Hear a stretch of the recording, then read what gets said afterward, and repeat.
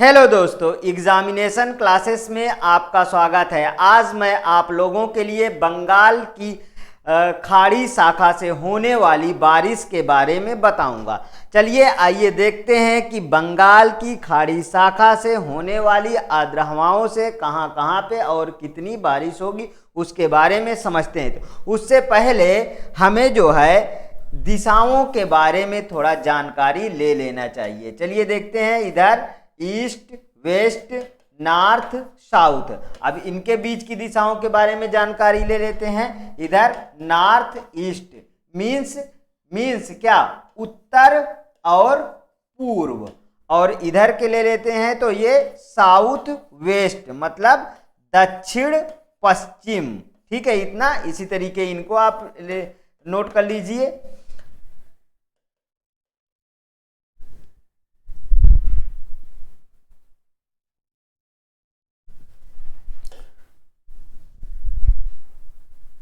Sorry, इतना समझ में आया।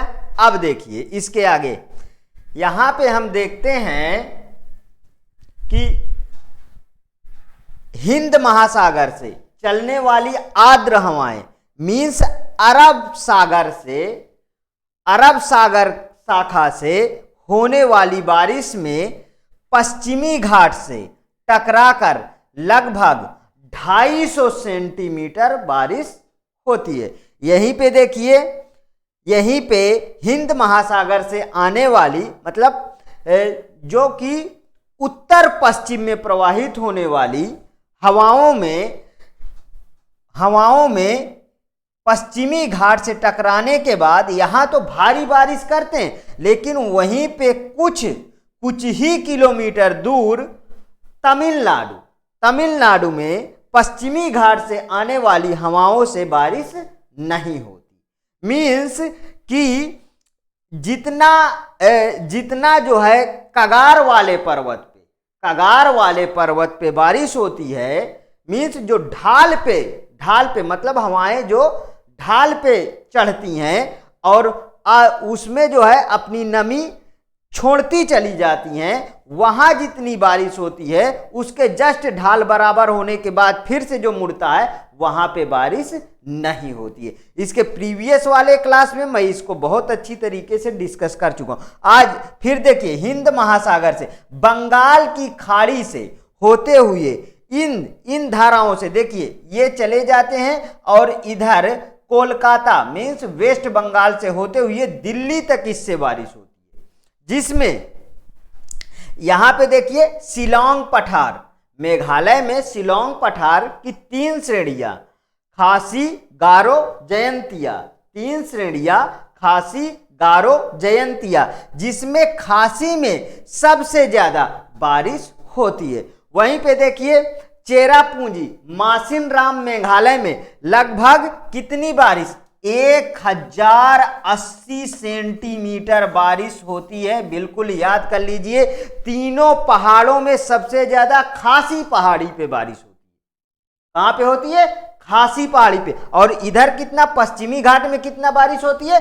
250 सेंटीमीटर। कितनी बारिश होती है? 250 सेंटीमीटर बारिश होती है। अब देखिए, बंगाल की खाड़ी ही शाखा से जो अंदर दिल्ली तक बारिश होती है तो उनका कुछ क्रम है। इधर से काफी बंगाल की खाड़ी से काफी नमी युक्त हवाएं जो है लेके चलती हैं, लेकिन जैसे जैसे ये सूखे प्रदेश में इन करती हैं तो उनकी आर्द्रता में कमी होती है, मतलब आर्द्रता में कम होने लगती है। तो उसी तरीके बारिश का लेवल भी क्या होता है, घटता जाता है। यहां पे देखिए, अगर मैं कलकत्ता की बात करूं तो कलकत्ता में कितनी बारिश होती है? कोलकाता में लगभग 150 सेंटीमीटर। कितना? 150 सेंटीमीटर बारिश होती है।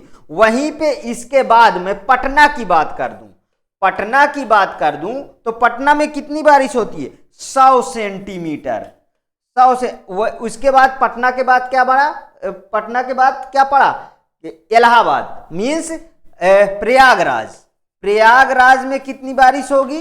प्रयागराज में इससे बारिश होती है 76 सेंटीमीटर। अब इसके बाद हम कहां पे आ गए, हमारा दिल्ली। कहां पे आ गए, दिल्ली। दिल्ली पे इससे कहां पे कितनी बारिश होती है, दिल्ली पे, दिल्ली हमारी राजधानी दिल्ली में इससे बारिश होती है 56 सेंटीमीटर। कितनी बारिश होती है, 56 सेंटीमीटर। अब देखिए यहां पे आ जाइए, यहीं पे पश्चिमी मीन्स बंगाल की खाड़ी वाली शाखा से ही यहां से प्रवेश करने के बाद ये असम में, यहां से प्रवेश करने के बाद असम में मीन्स ब्रह्मपुत्र घाटी में भी यहां पे काफी बारिश होती है, मीन्स पर्याप्त मात्रा में बारिश होती है। अब चलिए इसको और डिटेल से समझते हैं। जैसा कि मैं हर बार अपनी ओन नोट्स, अपना खुद का लिखा हुआ मटेरियल से मैं बताता हूं, उसी तरीके इसको और अच्छी तरीके से हम समझते हैं। देखिए बंगाल की खाड़ी से स्टार्ट करते हैं। बंगाल की खाड़ी शाखा मतलब कि खासी पहाड़ी पर स्थित चेरापूंजी मासिनराम विश्व में सर्वाधिक वर्षा, विश्व में सर्वाधिक वर्षा 1080 प्लस सेंटीमीटर वर्षा यहां पे होती है, मीन्स इससे प्लस, इससे कम नहीं। अब देखिए मैंने क्या लिखा है, विश्व में सर्वाधिक। आपको क्वेश्चन अगर आ जाए कि सबसे ज्यादा किस प्लेस पे बारिश होती है, तो वो कहां पे है, हमारे इंडिया में है। और इंडिया में कहां पे, मेघालय। और मेघालय में कहां पे, मासिनराम। मासिनराम में 1080 प्लस बारिश होती है। बंगाल की खाड़ी शाखा शिलोंग पहाड़ी से टकराने के बाद सूरमा घाटी के रास्ते, सूरमा घाटी के रास्ते असम में प्रवेश करती हैं और ब्रह्मपुत्र घाटी में प्रवेश करती है और अच्छी खासी मात्रा पे बारिश करती हैं। अब देखिए ब्रह्मपुत्र घाटी में तीन तरफ से पहाड़ियों से घिरी हुई है।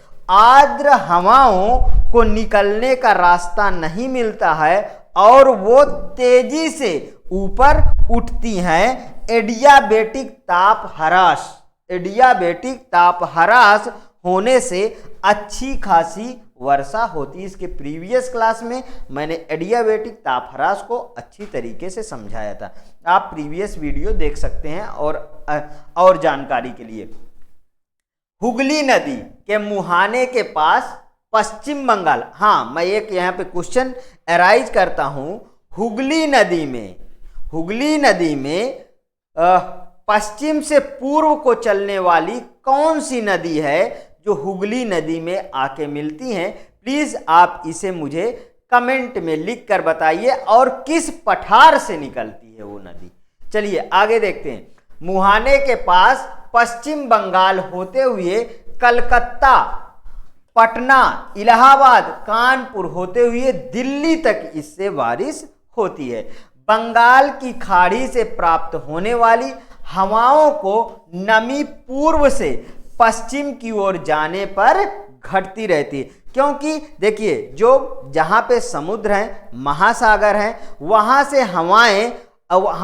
से हवाएं नमी अवशोषित करती हैं और जहाँ पे सूखे स्थान है मीन्स पठारी भाग है, पर्वतीय क्षेत्र है, वहाँ पे पहाड़ों से टकराकर अपनी नमी को छोड़ देती हैं, वही बारिश होती है। अब यह इधर देखिए कलकत्ता में 150 सेंटीमीटर, पटना में 100 सेंटीमीटर, इलाहाबाद मीन्स प्रयागराज में 76 सेंटीमीटर और दिल्ली में 56 सेंटीमीटर। अगर आए कि सबसे कम बारिश कहाँ होती है, अगर मथुरा ऑप्शन हो तो आप तुरंत ही टिक कर दीजिएगा, क्योंकि इन सब में सबसे कम बारिश मथुरा में ही होती है। ठीक है, इतना समझ में आया।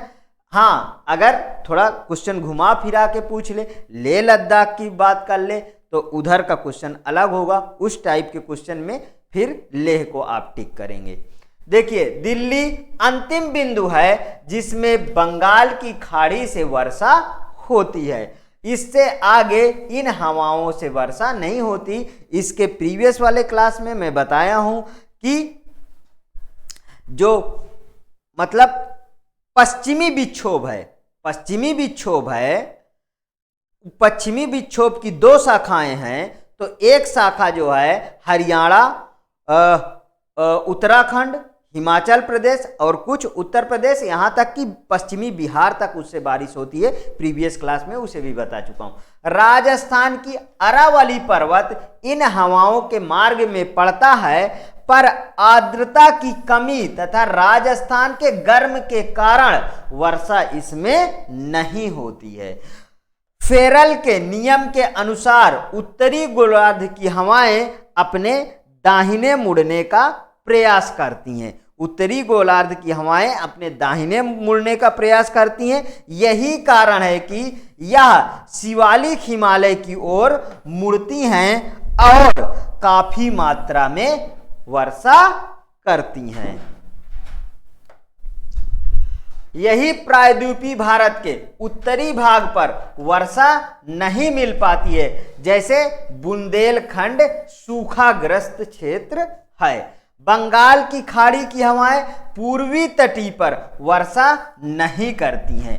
पूर्वी तटी पर होने वाली वर्षा बंगाल की खाड़ी में बनने वाले उष्ण चक्रवातों से होती है, जैसे कि हुदहुद चक्रवात। इसको प्रीवियस क्लास में भी मैं इतना बता चुका हूं, फिर से मैंने इसको रिपीट कर दिया हूं। ओके दोस्तों, थैंक यू। अगर देखिए ये मेरा क्लास, ये मेरा मटेरियल आपको अच्छा लगता है तो प्लीज़ इसे लाइक करिए, सब्सक्राइब करिए और ज़्यादा से ज़्यादा अपने दोस्तों में इसे शेयर करिए। ओके दोस्तों, थैंक यू।